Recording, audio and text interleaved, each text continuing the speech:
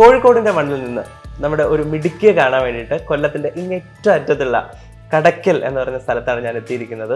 ഞാൻ മിടുക്കിയെ കാണാനാണ് വന്നതെങ്കിലും കണ്ടുമുട്ടിയത് ഒരു മിടുമിടുക്കിയാണ്. കാരണം നമ്മൾ സാധാരണ പറയേണ്ട പഠിത്തം എന്ന് പറഞ്ഞു കഴിഞ്ഞാൽ ബുജികൾക്ക് മാത്രം പറഞ്ഞിട്ടുള്ള കാര്യമാണെന്നൊക്കെ നമ്മൾ സാധാരണ പറയാറുണ്ട് അല്ലേ. പക്ഷേ പഠിത്തം മാത്രമല്ല, അതിനോടൊപ്പം തന്നെ ഒരുപാട് ആക്ടിവിറ്റീസ് കൂടി ചെയ്യുന്ന, സിനിമ കാണുന്ന, അങ്ങനെ ലൈഫ് എൻജോയ് ചെയ്യുകയും ഒപ്പം അടിപൊളിയായിട്ട് പഠിക്കുകയും ചെയ്യുന്ന നമ്മുടെ ദേവസുധയാണ് ഞാൻ കാണാൻ എത്തിയിരിക്കുന്നത്. അപ്പോൾ ആദ്യം തന്നെ കൺഗ്രാജുലേഷൻ ഞാൻ പറയുകയാണ്. ഓക്കെ, കാരണം നമ്മുടെ +1 ഫുൾ മാർക്കാണ് ദേവസുധ വാങ്ങിച്ചിരിക്കുന്നത്. ഇത് ദേവസുധയെ സംബന്ധിച്ച് വലിയ കാര്യമൊന്നും അല്ല, കാരണം ഓൾറെഡി ഒരുപാട് കാര്യങ്ങളിൽ ഫസ്റ്റ് നിൽക്കുന്ന കുട്ടിയാണ്. അപ്പോൾ ദേവസുധ, ആദ്യം തന്നെ ഞാൻ ചോദിക്കുകയാണ്, +1 ഈ റിസൾട്ട് വന്നപ്പോൾ എന്താണ് തോന്നിയത്? ഫസ്റ്റ് ഈ റിസൾട്ട് ഇങ്ങനെ കാണൂലേ നമ്മള്, ആ മൊമെന്റ്? അല്ല, അന്ന് റിസൾട്ട് വരുമെന്നൊന്നും വിചാരിച്ചിരുന്നില്ല. അപ്പൊ പെട്ടെന്നാണ് 2 മണിക്ക് ഇന്ന് റിസൾട്ട് വരുന്നു എന്ന് പറഞ്ഞത്. അപ്പൊ റിസൾട്ട് കണ്ടപ്പോൾ ഫുൾ മാർക്ക് ഒരിക്കലും ഞാൻ പ്രതീക്ഷിച്ചിരുന്നില്ല. സയൻസ് വിഷയങ്ങൾക്ക് ഫുള്ള് വേണമെന്ന് ആഗ്രഹം ഉണ്ടായിരുന്നു, ലാംഗ്വേജ് ഒന്നും ഞാൻ പ്രതീക്ഷിച്ചിരുന്നില്ല. അപ്പം കിട്ടിയപ്പോ ഭയങ്കര സന്തോഷമായിരുന്നു. പ്രതീക്ഷിക്കാതെ കിട്ടിയൊരു, എസ്പെഷ്യലി ഇംഗ്ലീഷ് ആയിരുന്നു എനിക്ക് ടഫ് ഉണ്ടായിരുന്നത്. അപ്പൊ അതിൽ കിട്ടിയപ്പോ ഭയങ്കര സന്തോഷം തോന്നി. ആക്ച്വലി നമ്മളിപ്പോ സൈലത്തിലേക്ക് ജോയിൻ ചെയ്തപ്പോൾ എങ്ങനെയാണ് സൈലത്തിനെ കുറിച്ച് അറിഞ്ഞത്? ആക്ച്വലി ഞാൻ ശരിക്കും 10th അവസാനം പബ്ലിക് എക്സാമിന്റെ ടൈം ആയപ്പോഴാണ് സൈല യൂസ് ചെയ്ത് തുടങ്ങിയത്.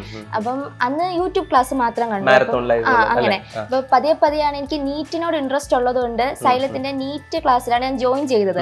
അപ്പൊ ജോയിൻ ചെയ്യാനുണ്ടായ കാരണവും ഞാനിവിടെ അടുത്ത് ആൽഫ എന്ന് പറയുന്ന ട്യൂഷൻ സെന്ററിൽ പോകുന്നുണ്ടായിരുന്നു. അപ്പം എനിക്കിടയ്ക്ക് ക്ലാസ് തുടങ്ങിയ ടൈമിൽ ഡെങ്കി വന്നായിരുന്നു. അപ്പൊ ഒരുപാട് ക്ലാസ്സുകൾ പോയി, സ്കൂളിലെയും ട്യൂഷനിലെയും എല്ലാം പോയപ്പോൾ മൊത്തത്തിൽ ആകെ ഉഴപ്പായിരുന്നു. മീൻസ് മാർക്കൊക്കെ കുറഞ്ഞു, എല്ലാം ഒട്ടും മാർക്കില്ല. അങ്ങനെയൊക്കെ ആയി വന്നപ്പം നീറ്റ് എന്തായാലും എടുക്കാൻ തന്നെ തീരുമാനിച്ചു. അങ്ങനെ നീറ്റ് ക്ലാസ്സുകളാണ് ഞാൻ കൂടുതലും ഫോക്കസ് ചെയ്ത് കണ്ടുകൊണ്ടിരുന്നത്. അപ്പൊ അങ്ങനെയാണ് സൈലത്ത് കേട്ടോ. പിന്നെ അഗ്നി ബാച്ചിന്റെ ക്ലാസ്സുകളൊക്കെ ആയിട്ടല്ലേ? Okay okay. അപ്പൊ +1 പ്രിപ്പറേഷൻ ഒരുപാട് നമ്മൾ സൈലത്തിന്റെ ക്ലാസ്സിൽ ഹെൽപ്പ് ചെയ്ത് കാണും എന്ന് ഉറപ്പല്ലേ? പ്രത്യേകിച്ച് പറയേണ്ട കാര്യമില്ല. ഓഫ് കോഴ്സ് അത് ഹെൽപ്പ് ചെയ്തിട്ടുണ്ടാവും, മാരത്തോൺ ലൈവുകളും ഒക്കെ ആയിട്ട്, പ്രീവിയസ് ക്വസ്റ്റ്യൻ ഡിസ്കഷനും ഒക്കെ ആയിട്ട്. ഇനി വേറൊരു പ്രധാനപ്പെട്ട ചോദ്യം എന്ന് പറയുന്നത്, ഞാൻ ആദ്യം പറഞ്ഞൊരു ചോദ്യം, നമ്മൾ സാധാരണ +1 പഠിക്കുന്ന കുട്ടികൾ നമ്മൾ അങ്ങനെ പറയാറുണ്ടല്ലോ, ഫുൾ പഠിത്തത്തിൽ ഫോക്കസ്ഡ് ആയിരിക്കും. പക്ഷെ അങ്ങനെയല്ലല്ലോ. നമ്മളെ സംബന്ധിച്ചാണെങ്കിൽ നമ്മൾ ഒരുപാട് ആക്ടിവിറ്റീസ് ചെയ്യുന്നുണ്ടല്ലേ. അപ്പോൾ നമ്മുടെ കുട്ടികൾക്ക് വേണ്ടിയിട്ട് പറഞ്ഞു എന്തൊക്കെ ആക്ടിവിറ്റീസ് ആക്ച്വലി ചെയ്യുന്നുണ്ട്? സ്റ്റേറ്റിലൊക്കെ പോകുന്ന കുട്ടിയാണ് കേട്ടോ, സ്റ്റേറ്റിലൊക്കെ ഫസ്റ്റ് വാങ്ങിയിട്ടുള്ള കുട്ടിയാണ്. അപ്പോൾ പറഞ്ഞോളൂ, എങ്ങനെയൊക്കെയായിരുന്നു? അപ്പോൾ അങ്ങനെ പറയുമ്പോൾ ഫുൾ ടൈം പഠിത്തം മാത്രം ഫോക്കസ് എന്നെക്കൊണ്ട് പേഴ്സണലി പറ്റത്തില്ല. എനിക്ക് അത്യാവശ്യം ഡാൻസ് ആയാലും പാട്ട്, അങ്ങനെ സ്കൂളിലെ ട്യൂഷനിലെയൊക്കെ പരിപാടി എല്ലാത്തിലും ഞാൻ കയറും. അപ്പോൾ അതുപോലെ ഹിന്ദി കഥാരചന അത്യാവശ്യം എഴുതുന്നുണ്ട്. ടീച്ചേഴ്സ് തന്നെയാണ് എന്നെ കഥാരചനയ്ക്കൊക്കെ വിട്ടത്. അപ്പം പഠിത്തത്തിനോടൊപ്പം തന്നെ ഇതും കൂടെ പോയി ഒന്ന് full school life full enjoy ചെയ്യണമെന്നൊരു ആഗ്രഹത്തോടെയാണ് ലൈഫ് ഫുൾ എൻജോയ് ചെയ്യാം, അതിന്റെ കൂടെ ഫ്യൂച്ചർ സെറ്റ് ആക്കണം. അങ്ങനെ ഒരു അങ്ങനെയാണ് അടിപൊളിയായിട്ട് പഠിച്ചത്. എന്തായാലും അതൊരു നമുക്ക് ഇനി അടുത്ത് നമുക്ക് കാണണം. എപ്പോഴെന്ന് അറിയാമോ, നമ്മുടെ എക്സലൻസ് അവാർഡിൽ 1200 വാങ്ങിച്ച ആ ഒരു അവാർഡിലാണ് നമ്മൾ ഇനി കാണാനുള്ളത്. ഓക്കെ, എനിവേ, അപ്പൊ നമ്മൾ ഈ സാധാരണഗതിയിൽ ഈ പ്രിപ്പറേഷനിൽ കുറെ നമ്മൾ ടൈമിങ്ങും കാര്യങ്ങളൊക്കെ ഉണ്ടല്ലോ. അപ്പൊ ആക്ച്വലി ദേവസുധ പഠിച്ചു തുടങ്ങിയത്, സീരിയസ് ആയിട്ട് +1 പഠിച്ചു തുടങ്ങിയത് എപ്പോഴായിരിക്കും? അത് എനിക്ക് ഓണം സ്കൂൾ ഒരു യൂണിറ്റ് ടെസ്റ്റ് നടത്തിയായിരുന്നു. അപ്പൊ യൂണിറ്റ് ടെസ്റ്റില് എനിക്ക് മാത്സിന് നന്നായിട്ട് മാർക്ക് കുറഞ്ഞു. അപ്പൊ മാർക്ക് കുറഞ്ഞപ്പം ഞാൻ ക്ലാസ്സിൽ ഫെയിന്റ് ചെയ്ത് വീണു. അങ്ങനെ തലയിറങ്ങി വീണു. എല്ലാരും പുതിയ സ്കൂളിൽ എന്നെ എല്ലാരും പരിചയപ്പെട്ടത് അങ്ങനെയാണ്, തലയിറങ്ങി വീണ കുട്ടി എന്നുള്ള രീതിയിലാണ് അതുണ്ടായിരുന്നു. അപ്പം അതുകൊണ്ട് തന്നെ ആർക്കും അത്ര പ്രതീക്ഷയില്ല. ഞാൻ പഠിക്കുന്ന കുട്ടി എന്നുള്ള കാറ്റഗറിയിൽ എന്നെ ആരും കൊണ്ടുവന്നിട്ടുണ്ടായിരുന്നില്ല. അപ്പൊ ഓണമൊക്കെ അപ്പം ഞാൻ ഇങ്ങനെ സ്വയം ആലോചിക്കും. 10ൽ ഞാൻ എല്ലാരും പറയുമായിരുന്നു, 10ൽ ഫുൾ A+ ആയിരുന്നു. അപ്പം ഫ്രണ്ട്സ് എല്ലാരും പറയും എന്ത് നല്ലോണം പഠിക്കുന്ന കുട്ടിയായിരുന്നു, ഇപ്പൊ പഠിക്കുന്നില്ല. അപ്പൊ അതൊക്കെ കേൾക്കുമ്പം തോന്നും എനിക്ക് നല്ല കൊണ്ടു.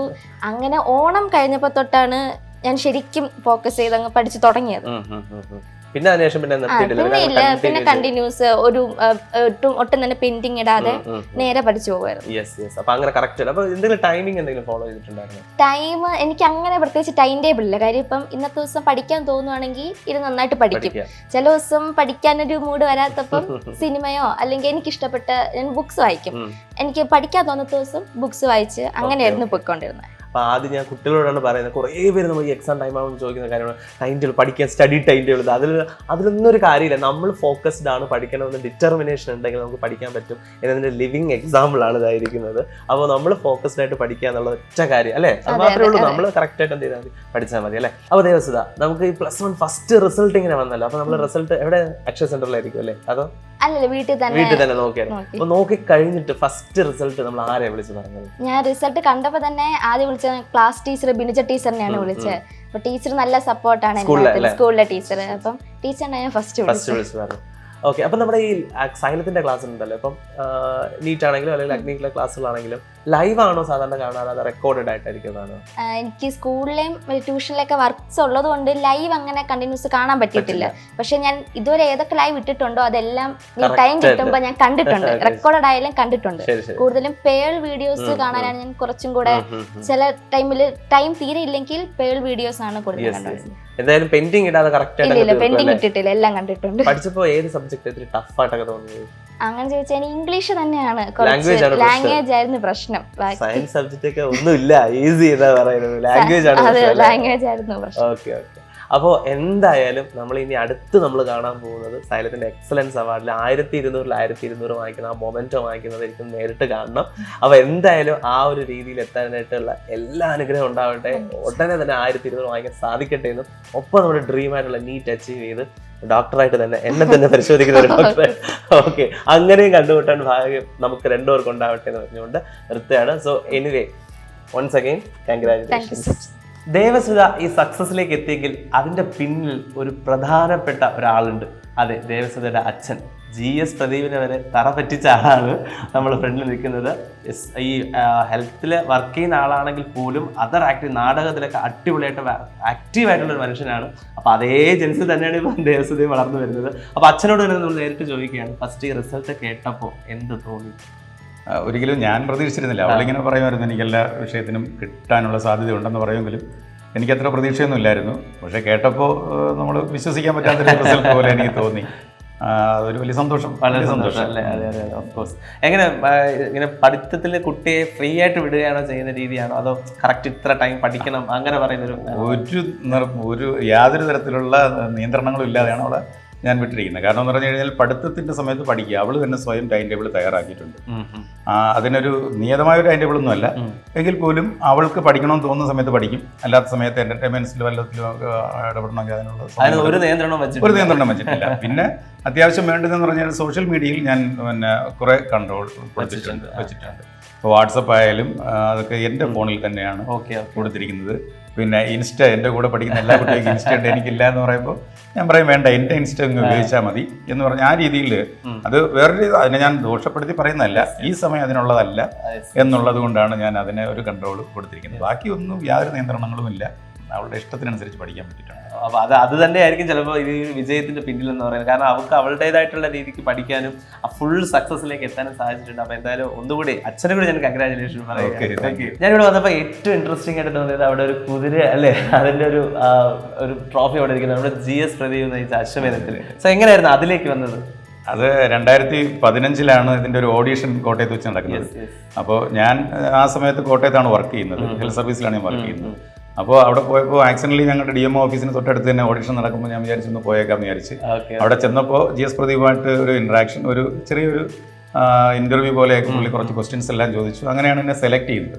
അവിടെ ചെന്ന് കഴിഞ്ഞപ്പോൾ നമുക്ക് ഷൂട്ടിൻ്റെ സമയത്ത് നമുക്ക് അറിയത്തില്ല എന്തൊക്കെയാണ് ആരൊക്കെയാണ്. അപ്പോൾ ഞാൻ കുറച്ച് പേരെ മനസ്സിൽ കരുതിയിരുന്നു. അതിൽ ഒരാളിനെ പറയാം എന്ന് വിചാരിച്ച് മനസ്സിൽ വെച്ച്, പക്ഷേ GS പ്രദീപിനെ പോലൊരു ജീനിയസിനെ എനിക്ക് തോൽപ്പിച്ചെന്ന് പറയാൻ നാണക്കേടാണ്. കാരണം GS പ്രദീപിനെ ഞാൻ ശരിക്കും ഡൈവേർട്ട് ചെയ്ത് വിടുകയായിരുന്നു. ഞാൻ മനസ്സിൽ കണ്ടത് തിയോ വാൻ ഗോഗിനെയാണ്, പക്ഷേ അദ്ദേഹം ഒരു കലാകാരനായിട്ട് കണ്ടു. ഞാനൊരു വ്യവസായിയാണ് മനസ്സിൽ കണ്ടതെന്ന് പറഞ്ഞിരുന്നെങ്കിൽ ഒരുപക്ഷെ അദ്ദേഹം അതിലേക്ക് വന്നേനെ. അദ്ദേഹത്തിന് ഒന്ന് ഡൈവേർട്ട് ചെയ്തതിൻ്റെ പേരിലാണ് ഞാൻ GS പ്രദീപിനെ തോൽപ്പിച്ചു നിങ്ങൾ പറഞ്ഞത്. പക്ഷേ ഒരിക്കലും ഞാൻ ഇപ്പോഴും വളരെ ബഹുമാനിക്കുന്ന ഒരു ജീനിയസാണ് GS പ്രദീപ്.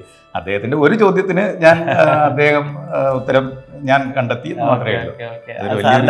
വിനയം കൊണ്ട് സാർ അങ്ങനെ പറഞ്ഞതേ ഉള്ളൂ. എന്തായാലും ആ GS പ്രദീപിന് ആ ഒരു റൗണ്ടെങ്കിലും നമുക്ക് ഒന്ന് എന്താ പറയുക തോൽപ്പിക്കാൻ സാധിക്കുന്ന വലിയൊരു കാര്യം തന്നെയാണ്. അപ്പോൾ അങ്ങനെ ഒരു കാര്യം ചെയ്ത ആളുടെ മകളാണ് നമ്മുടെ ഇന്നത്തെ താരം എന്ന് പറയുന്നത് ദേവസുധ എന്ന് പറയുന്നത്.